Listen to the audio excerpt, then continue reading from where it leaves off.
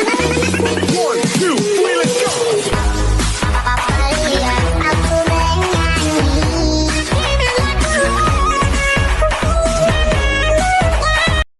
Semua, saya Regina Citrasari. Saya dari kelas 62, nomor absen 21. Saya dari kelompok 2 UPT Provinsi Bengkulu. Nah, hari ini saya akan menjelaskan tentang salah satu tempat wisata di Provinsi Bengkulu, yaitu Pantai Tapak Balai. Mari simak penjelasan saya. Keindahan panorama alam di Bengkulu Utara menyimpan banyak aset pariwisata. Salah satunya adalah Pantai Tapak Balai, atau lebih dikenal dengan Pantai Tapak Keramat oleh masyarakat setempat. Karena lokasinya yang strategis, pantai ini ramai pengunjung setiap harinya. Pantai ini terletak di Desa Tebing Kandang, Kecamatan Air Napal, berjarak sekitar 44 km melalui Jalan Bengkulu, Muko-Muko, Bengkulu Utara. Dengan waktu tempuh sekitar 1 jam. Menariknya, di pantai ini terdapat tanah kuning di atas karang yang sering disebut dengan istilah tanah lotnya Bengkulu Utara. Layaknya tanah lot di Bali, tanah di atas karang itu ditumbuhi pohon kelapa.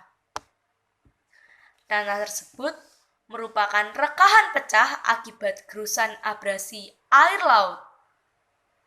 Namun, karena bentuk dan warnanya yang mencolok, pemandangan tanah ini pun menjadi daya tarik tersendiri bagi pengunjung. Pantai Tapak Balai memiliki makam tua keramat yang diyakini makam orang sakti.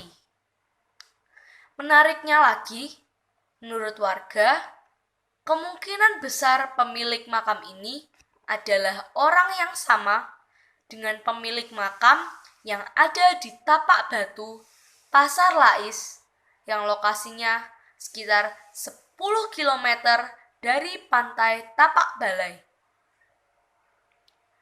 Dari pusat kota Bengkulu, Anda hanya membutuhkan waktu 15 menit untuk ke Pantai Tapak Balai ini. Untuk ke tempat wisata ini, Anda dapat menggunakan sepeda motor dan bus dengan tarif Rp20.000. Pantai ini buka 24 jam dan untuk biaya masuk pantai ini tidak dipungut biaya sepeser pun. Demikian penjelasan saya. Terima kasih atas perhatian. Hai semuanya, saya Princess Salapti Wijaya, kelas 61, absen 16, dengan kelompok UPT 2 dengan Provinsi Bengkulu. Kali ini saya akan menjelaskan tempat wisata yang berada di Bengkulu, yaitu Bukit Kaba. Gunung Kaba atau Bukit Kaba adalah gunung berapi aktif yang terletak di Kabupaten Rejang, Lebong, Provinsi Bengkulu. Dari kota Curug, gunung ini berada di sebelah tenggara dengan jarak sekitar 15 km. Lokasi di sekitar Gunung Kaba merupakan salah satu cagar alam untuk perlindungan bunga Rafflesia arnoldi. Gunung Kaba ini memiliki ketinggian 1938 mdpl. Gunung ini menyuguhkan pemandangan yang sangat eksotis. Gunung ini dihiasi dengan 2 buah kawah yang masing-masing berwarna putih kecoklatan. Terdapat 2 jalur yang dapat ditempuh untuk mencapai puncak. Jalur pertama menyuguhkan pemandangan hutan lebat yang penuh semak belukar dengan jurang di kanan kirinya. Jalur kedua dikeraskan dengan aspal. Waktu tempuh dari pos pendakian menuju puncak adalah 2-3 jam. Harga tiket masuk saat weekend 10.000 dan saat weekdays juga 10.000. Waktu buka 24 jam. Sekian dari saya, terima kasih. Halo, nama aku Natasha. Aku dari kelompok 2 Bengkulu. Aku akan menjelaskan wisata Bengkulu, yaitu Benteng Marlborough. Benteng Marlborough adalah benteng peninggalan Inggris di Bengkulu. Benteng ini diberi nama Marlborough untuk menghormati komandan ternama Inggris, yaitu John Churchill, yang bergelar Duke of Marlborough. Benteng Marlborough didirikan oleh East India Company pada tahun 1714 sampai 1719 di bawah pimpinan Gubernur Joseph Callet. Fungsi dari benteng Marlborough adalah sebagai pertahanan. Dan ini adalah benteng pertahanan Inggris terbesar di Asia Tenggara. Benteng ini memiliki luas sekitar 44.110 meter persegi dan berdiri 8,5 meter di atas permukaan laut. Benteng Marlborough mulai dipugar pada tahun 1977 dan berakhir pada tahun 1984. Benteng Marlborough dibuka untuk umum pada tanggal 24 April 1984. Benteng ini dikelola oleh Dinas Pendidikan Kota Bengkulu dan Balai Pelestarian Cagar Budaya Jambi. Benteng ini terletak di pesisir pantai Tapak Peduli, tepatnya di Jalan Benteng, Kebun Keling, Kecamatan Hulu Segara, Kota Bengkulu, Provinsi Bengkulu. Benteng Marlborough buka pukul 8 pagi sampai 6 sore. Harga tiketnya pun cukup murah, yaitu 5.000 untuk dewasa dan 3.000 untuk anak-anak. Dengan mengunjungi Benteng Marlborough, kita bisa belajar banyak tentang kekayaan sejarah Indonesia. Benteng ini menjadi saksi perjuangan dan kegiatan rakyat Bengkulu pada masa itu. Benteng ini menawarkan suasana tempo dulu, tepatnya abad 18, dan gaya arsitektur Eropa. Kita dapat melihat peninggalan-peninggalan bersejarah seperti Mariam, Plaza Tahanan, museum, terowongan, jembatan, prasasti-prasasti, gudang persenjataan, dan juga makam-makam para pemimpin Inggris pada masa itu. Selain sejarah di Benteng Marlborough, kita juga bisa belajar budaya Bengkulu seperti tarian sekampur sirih dan musik dol. Kawasan di sekitar Benteng Marlborough pun juga tak kalah menarik, apalagi Benteng Marlborough ini terletak di pusat kota Bengkulu, jadi aksesnya cukup mudah. Ada monumen-monumen sejarah, pasar rakyat yang menjual souvenir khas Bengkulu, sentra kuliner khas Bengkulu, dan kopi pecinan. Pokoknya kalau pergi ke Bengkulu, kalian harus menyempatkan waktu untuk berkunjung ke Benteng Marlborough.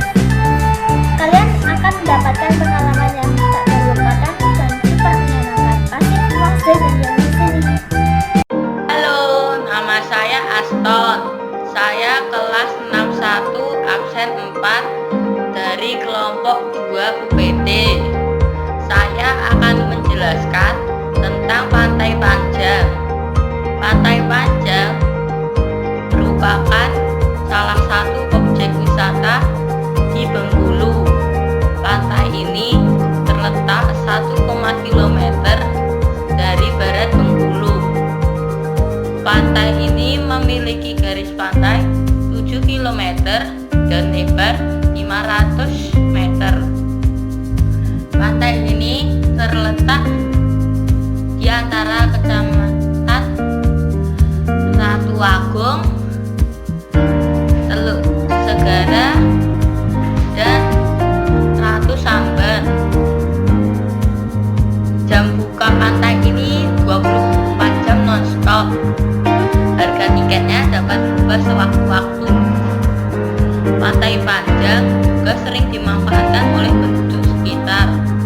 Di sana terdapat sport center sehingga masyarakat dapat melakukan kegiatan olahraga seperti voli pantai, berjalan, dan berselancar. Di Di pagi dan sore hari biasanya banyak pengunjung yang sedang jogging di pinggiran pantai. Ombak dari pantai ini juga dimanfaatkan untuk berselancar. Pantai Panjang juga mempunyai fasilitas restoran, kafe, penginapan, area bermain, pusat perbelanjaan, hingga tempat untuk olahraga. Kata penduduk sekitar juga ada kejadian mistis di pantai ini. Katanya ada roh gaib yang menunggu pantai ini. Pernah ada orang yang ingin melakukan bunuh diri, tapi untung dicegah oleh petugas. Dan katanya penyebabnya adalah makhluk gaib yang menunggu pantai itu. Oke guys, selesai ya.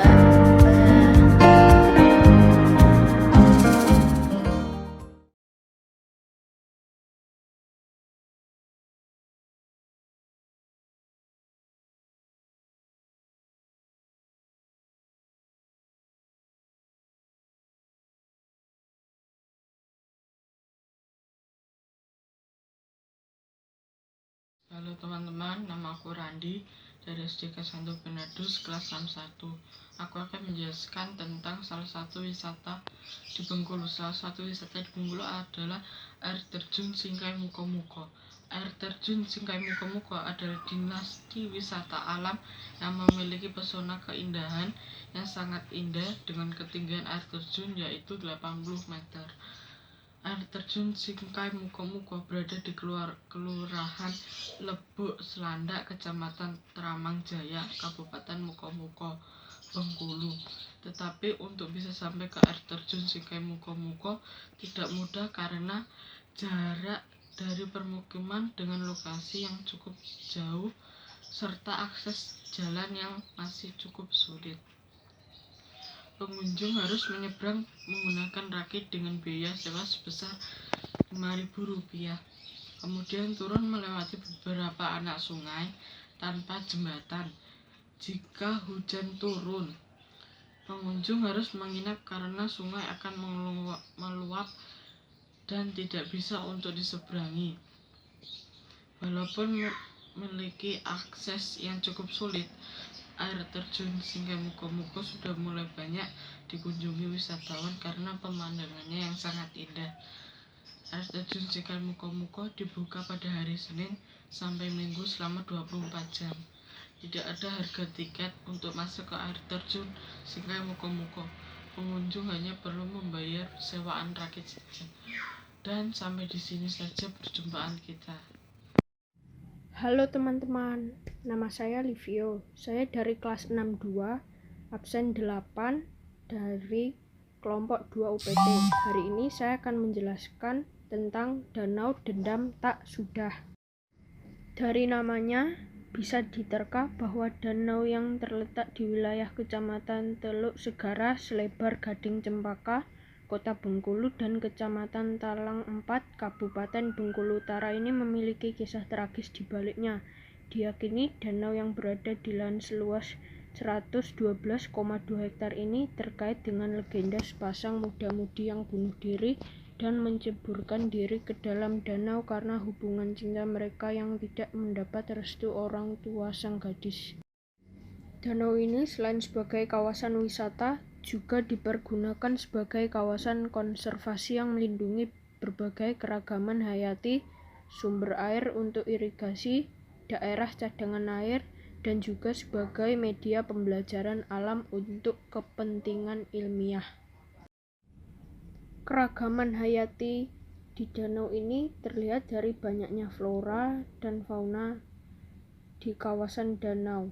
Tercatat anggrek pensil, anggrek matahari, bakung, nipah, pulau, dan lain-lain.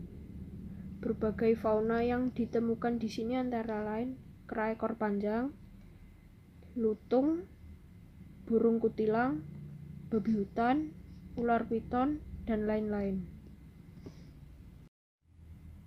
Danau ini juga cocok dijadikan pilihan kawasan rekreasi. Selain itu, saat weekday, harga tiket masuk Danau Dendam Tak Sudah adalah Rp3.000, sementara saat weekend, harga tiket masuk Danau Dendam Tak Sudah adalah Rp3.000.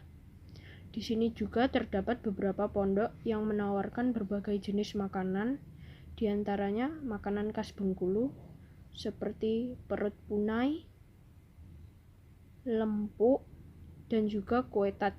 Untuk menjangkau lokasi danau ini, Anda bisa menempuh perjalanan sejauh 5 km dari pusat kota Bengkulu menggunakan angkutan umum melalui Terminal Panorama. Terima kasih teman-teman yang telah menonton video hari ini. Mohon maaf jika ada kesalahan kata. Sampai jumpa.